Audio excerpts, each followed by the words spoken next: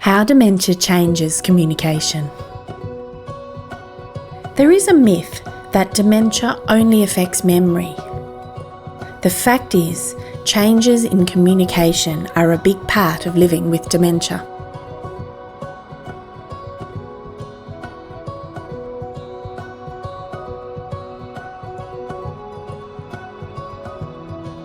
Dementia can cause changes throughout the brain.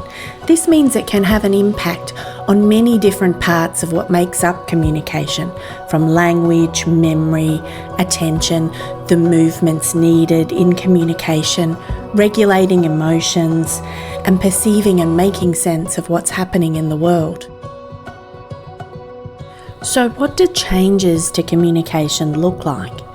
It can be lots of things, from having trouble finding the right words and getting your point across, to having trouble understanding when there's lots of information given all at once, or when many people are speaking. People who've learnt languages later in life might have more trouble with the new languages. Basically, there's more effort to be involved in conversations.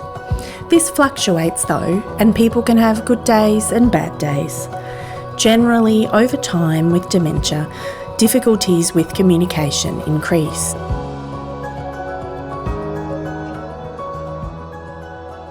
Oh, well, living with communication changes is very frustrating at times.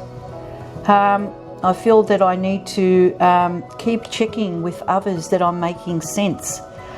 I feel that's because I forget about what I've just said, and I'm really wanting to be reassured by that person or persons that they really understood me.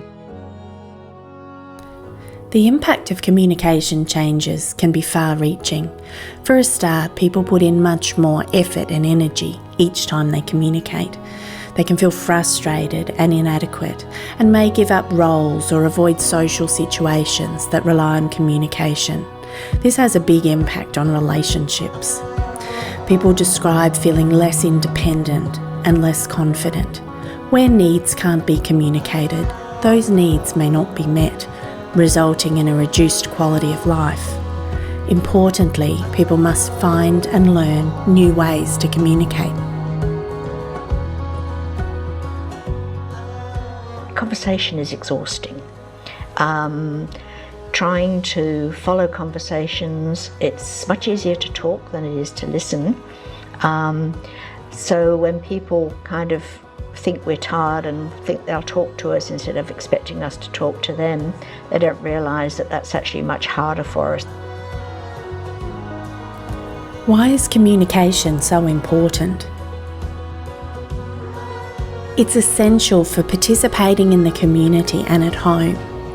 Having to work hard to communicate can be stressful and can affect self-esteem. Communication is so important to maintain relationships and form new ones, and in managing conflict and worries. It's part of expressing our identity, our opinions, what we like to talk about, connecting to our life history, and ensuring our preferences and needs are understood, from the essentials and healthcare to connection with others. Communication is a human right.